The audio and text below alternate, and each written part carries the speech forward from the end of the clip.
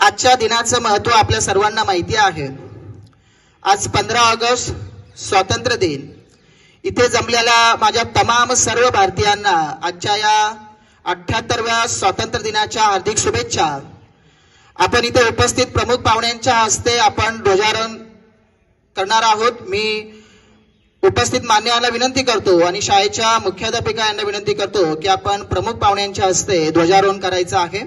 ध्वजारोहणासाठी पुढील ऑर्डर सूचना श्री पाटील सर देतील आपल्याला। मी मॅडमांना विनंती करतो की पाहुण्यांना पुढे घेऊन ध्वजारोहणासाठी उपस्थित राहायचं।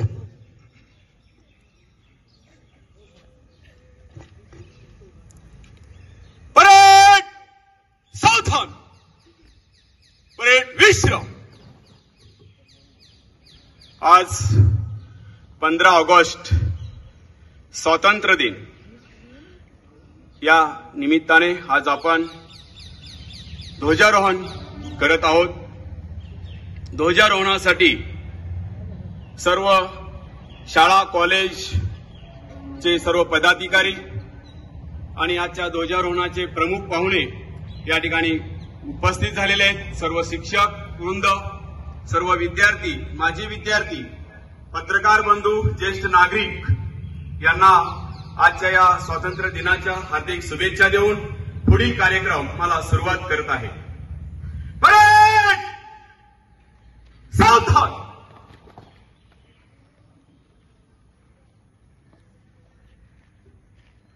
हिरोमत सामने दे। मी प्रमुख पाहुण्यांना विनंती करतो त्यांनी आपल्या हस्ते ध्वजारोहण करावे।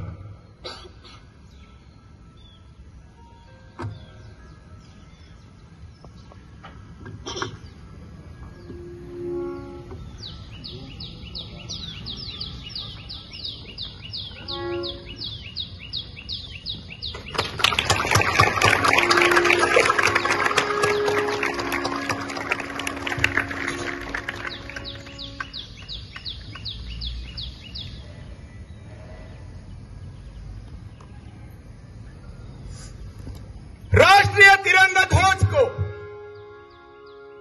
सलामी दो। राष्ट्रगीत।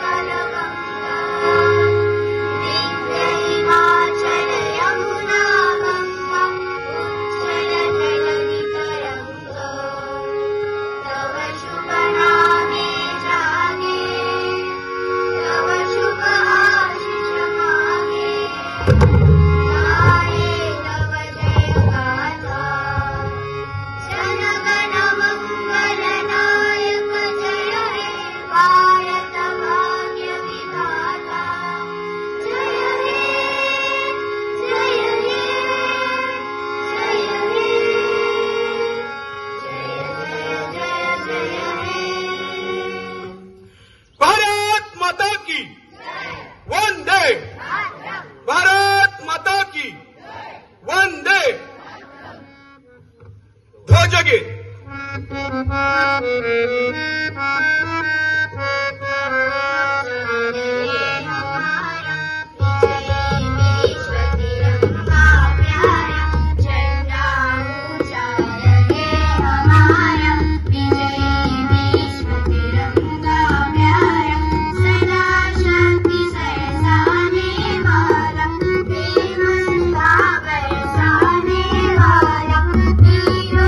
Oh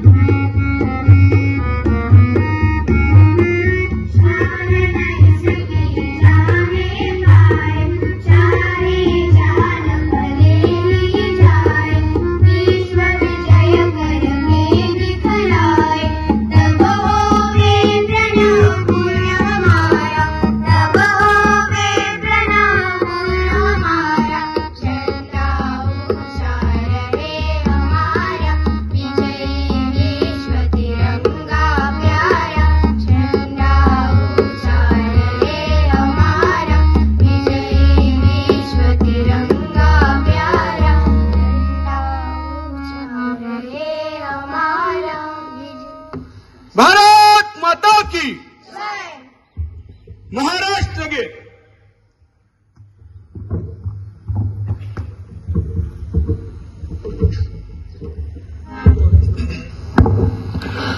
जय जय महाराष्ट्र माझा, गरजा महाराष्ट्र माझा. जय जय महाराष्ट्र माझा, गरजा महाराष्ट्र माझा. भीतीन आम्हा तुझी मुळी ही गडगडणाऱ्या नभा. अस्मानाच्या सुलतानीला जबाब देती जिभा. सह्याद्रीचा सिंह गर्जतो, सिंह गर्जतो. सह्याद्रीचा सिंह गर्जतो, शिवशंभू राजा. दरी दरीतून नाद गुंजला महाराष्ट्र माझा. जय जय महाराष्ट्र माझा, गरजा महाराष्ट्र माझा. जय जय महाराष्ट्र माझा, गरजा महाराष्ट्र माझा. काळ्या छातीवरी कोरली अभिमानाची लेणी. पोलादी मनगटे खेळती खेळ जीव घेणी. दारिद्र्याच्या उन्हात शिजला, निधराच्या घामाने भिजला. देश गौरवासाठी झिजला, देश गौरवासाठी झिजला. दिल्लीचेही तख्त राखितो महाराष्ट्र माझा.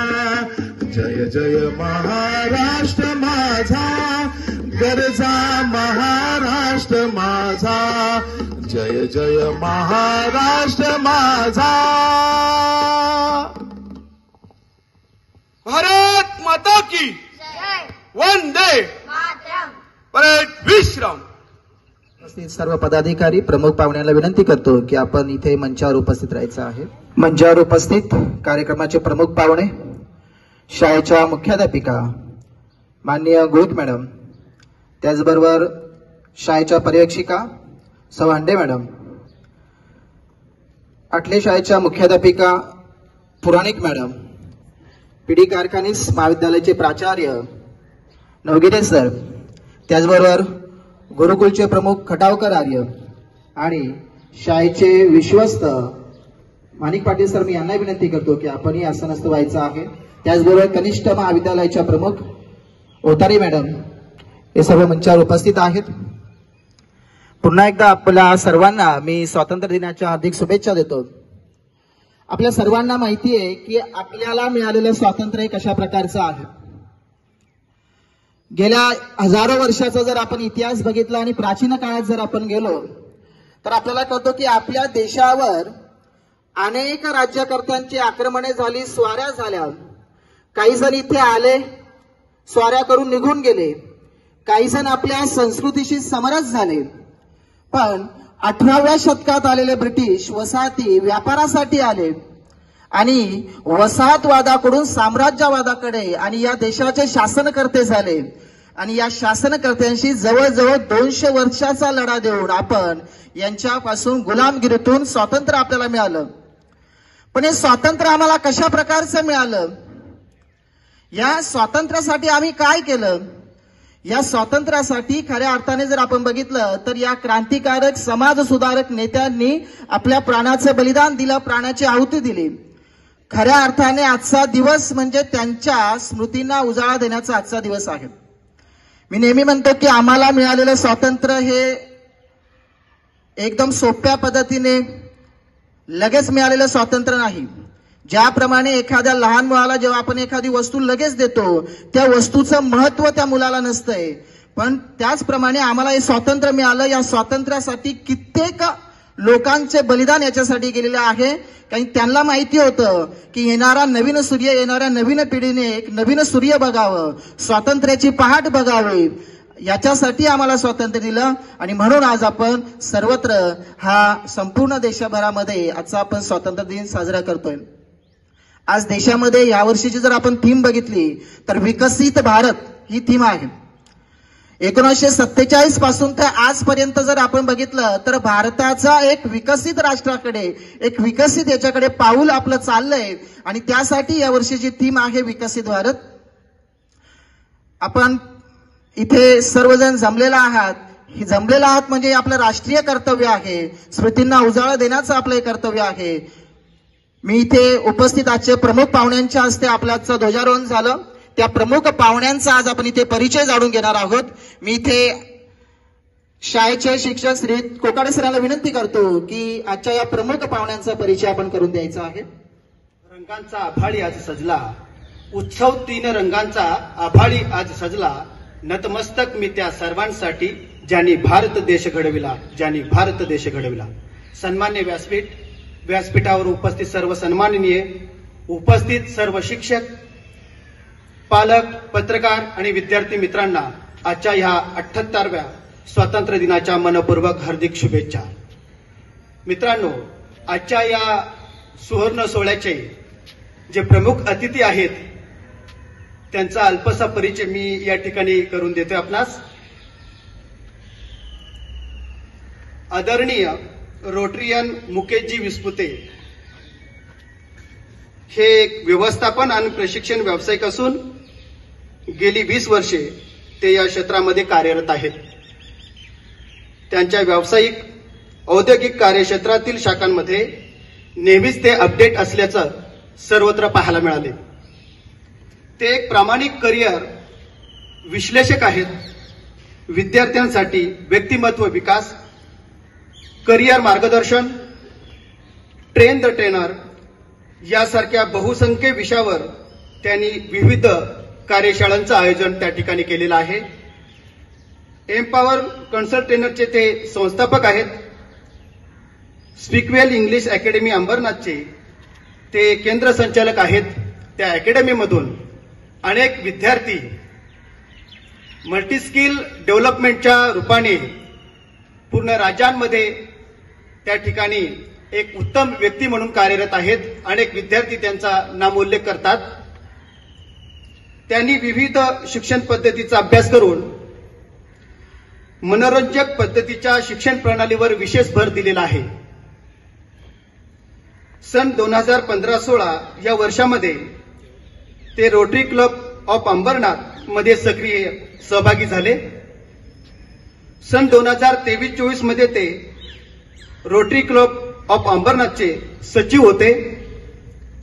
सन 2025 आणि 26 साठी त्यांची रोटरी क्लब ऑफ अंबरनाथचे अध्यक्ष म्हणून त्या ठिकाणी नियुक्त करण्यात आलेली आहे. बीट्स इंडिया लिमिटेड, VLS यासारख्या शिक्षण क्षेत्रातील कंपनीचे ते भागीदार आहेत. आणि अनेक विद्यार्थ्यांना जे ऊर्जावंत होऊ इच्छितात त्यांचं खऱ्या अर्थाने टॉनिक असणारे आदरणीय विस्पुते सर या ठिकाणी आज आपल्याला प्रमुख अतिथी लाभले. हे आपलं भाग्य समजावं लागेल. रक्ताने लिहिली ज्यांनी बलिदानाची गाथा, त्यांच्या चरणी विनम्र माझा माथा. जय हिंद.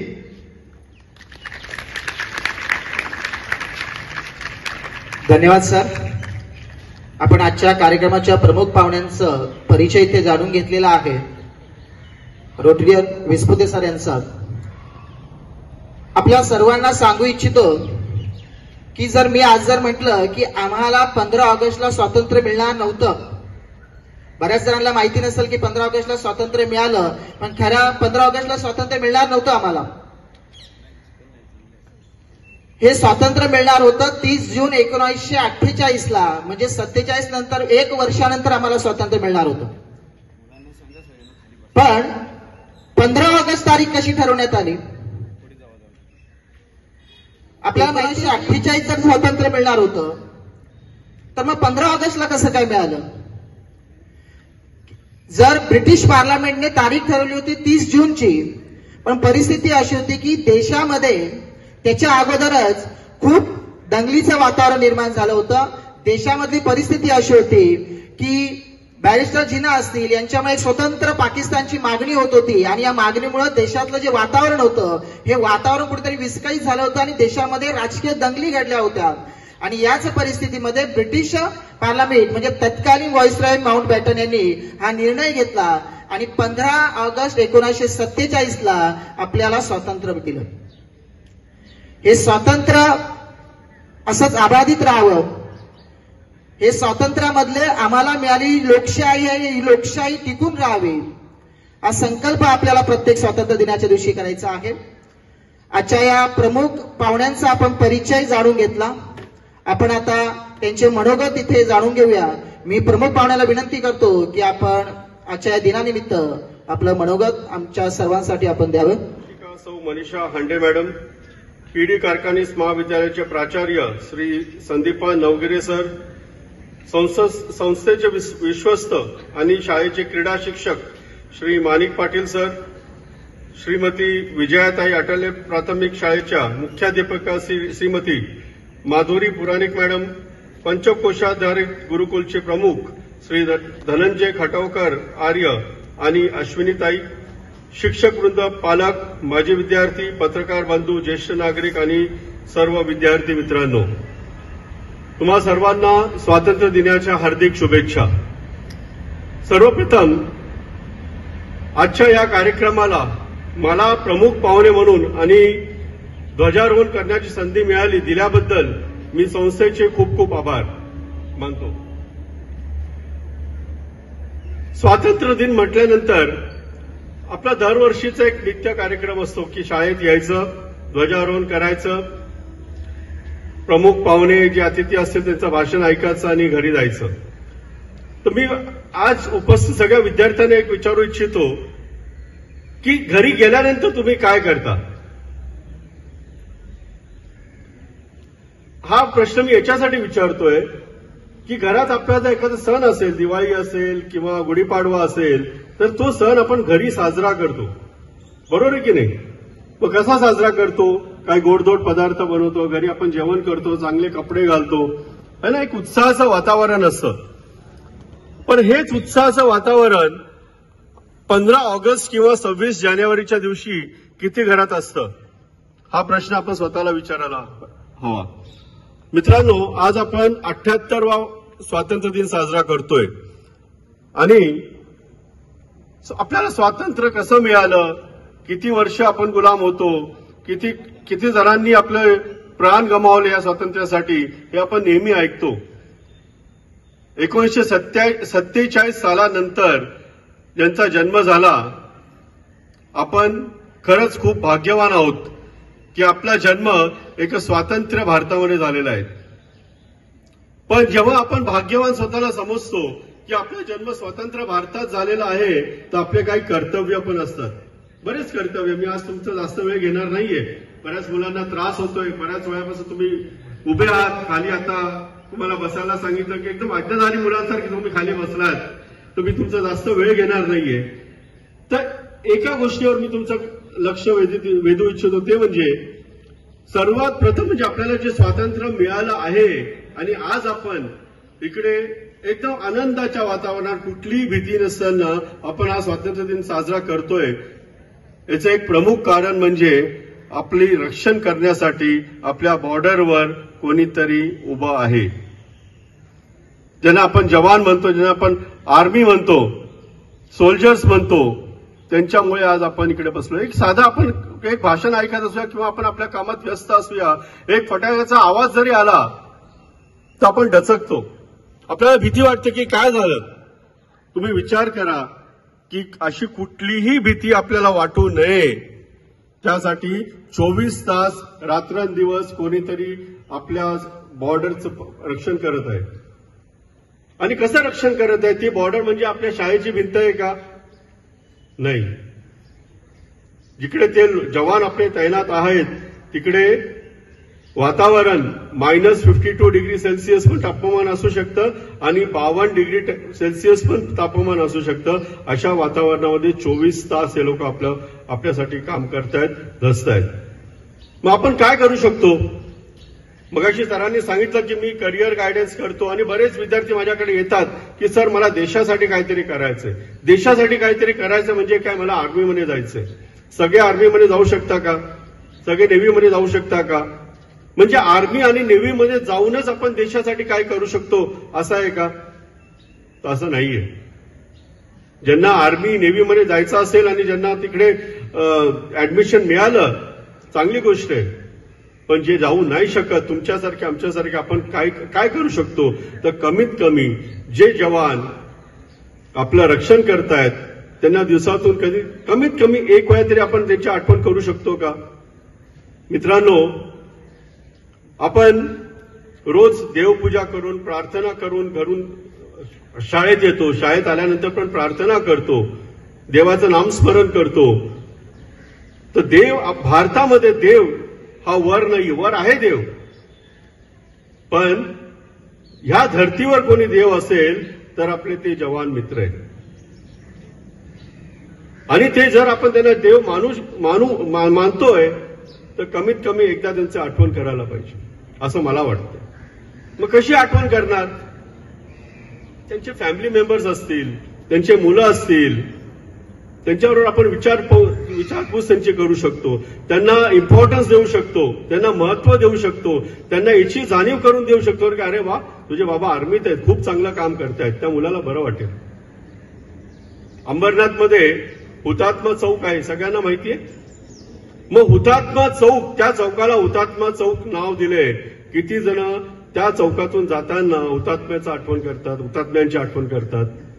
आपण एखाद्या देवळाच्या बाजूला जात असो तर न कळत तिकडे नमस्कार करतो त्या मंदिरात, बरोबर आहे की नाही? मग हुतात्मा चौक आपल्यासाठी एक देऊळ आहे किंवा तो चौक एक देवाचा कटडा आहे असं आपण मानू शकतो का? तर हे आपलं कर्तव्य आहे. दुसरं म्हणजे तुम्ही आता विद्यार्थी आहात. विकसित भारत ही आपली थीम आहे यावर्षीच्या स्वातंत्र्य दिनाची. मग विकसित भारत, आपला भारताने भरपूर प्रगती केली 1947 पासून आजपर्यंत आणि पुढे पण करणार आहे. मग त्याच्यासाठी तुम्ही काय करू शकता एक विद्यार्थी म्हणून? तर सर्वात प्रथम म्हणजे तुम्ही तुमचं नॉलेज, शिक्षण याचा विकास करायला पाहिजे.